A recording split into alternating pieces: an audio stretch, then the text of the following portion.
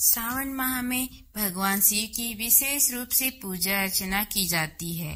भगवान शिव के 12 ज्योतिर्लिंग हैं। इन ज्योतिर्लिंगों में से एक भीमाशंकर भी है। यह पवित्र स्थान महाराष्ट्र के पुणे से लगभग 110 किलोमीटर दूर निराधन गांव में स्थित है।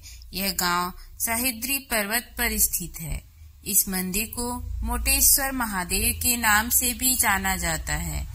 इस मंदिर के समीप एक नदी बहती है जिसका नाम भीमा नदी है। यह नदी आगे जाकर कृष्ण नदी में मिलती है। इस मंदिर की बहुत सारी विशेषताएं हैं।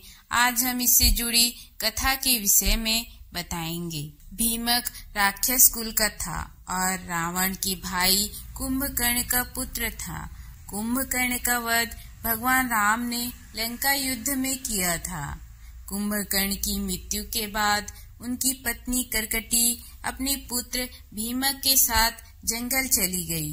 भीमक जब बड़ा हुआ तो उसने अपनी माता से अपने पिता की मृत्यु का कारण पूछा।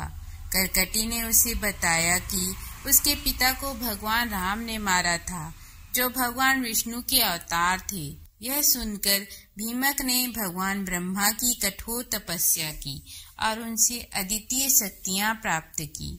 अपनी शक्तियों का दुरुपयोग करते हुए भीमक ने देवताओं और ऋषियों पर अत्याचार शुरू कर दिया। उसने अनेक यज्ञों को नष्ट किया और धर्म के मार्ग पर चलने वाले लोगों को परेशान किया। उसकी क्रूरता से सभी देवता और ऋषि बहुत ही दुखी और भयभीत हो गए। भीमक के आतंक से त्रस्त होकर सभी देवता और ऋषि भगवान शिव की शरण में गए। उन्होंने भगवान शिव से प्रार्थना की कि वे आकर भीमक के अत्याचारों से मुक्ति दिलाएं। भगवान शिव ने उनकी प्रार्थना स्वीकार की और स्वयं प्रकट होकर भीमक का सामना करने का निर्णय लिया।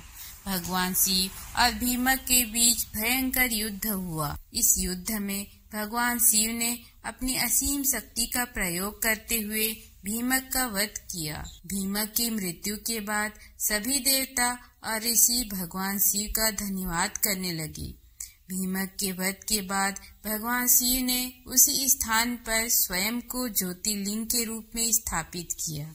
यह स्थान भीमाशंकर ज्योतिर्लिंग के नाम से प्रसिद्ध हुआ। यह ज्योतिर्लिंग भारत के 12 ज्योतिर्लिंगों में से एक है और इसका धार्मिक महत्व अत्यंत उच्च है।